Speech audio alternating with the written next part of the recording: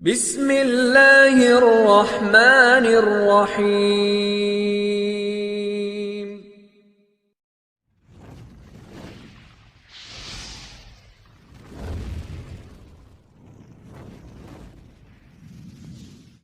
السلام علیکم دوستو،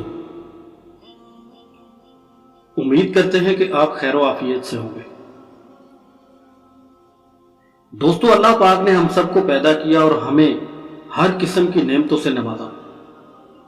اس نے انسان کی ہر ضرورت کو پورا کیا اور ہمیشہ اپنی رحمتوں کا نزول فرمایا۔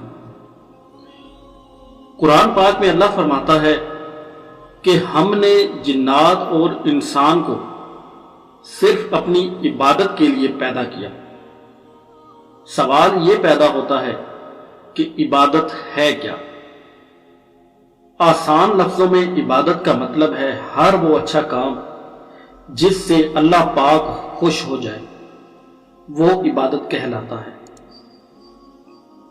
ویسے تو نماز، روزہ، حج، زکوٰۃ بھی عبادتیں ہیں، مگر یہ وہ عبادتیں ہیں جو اللہ نے ہم پر فرض کی ہیں، جیسا کہ نماز دن میں 5 مرتبہ ہر بالغ مسلمان عورت مرد پر فرض ہے، حج ہر صاحب استطاعت پر زندگی میں 1 مرتبہ فرض ہے،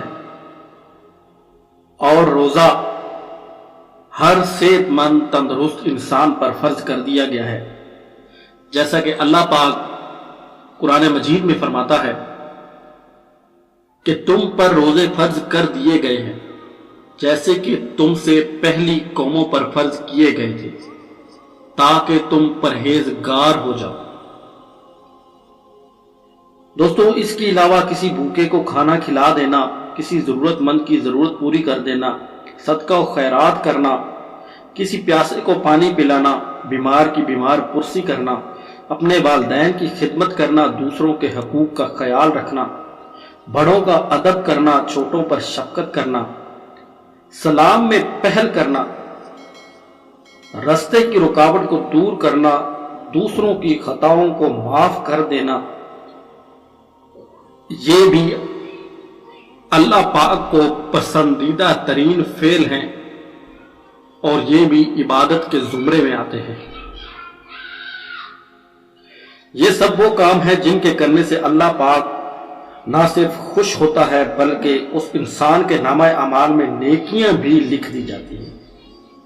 صرف اتنا ہی نہیں بلکہ اللہ پاک اس انسان کو ہر مشکل اور مصیبت سے محفوظ رکھتا ہے اور اس کی ہر ضرورت مالک اپنے خزانوں سے پوری فرماتا ہے۔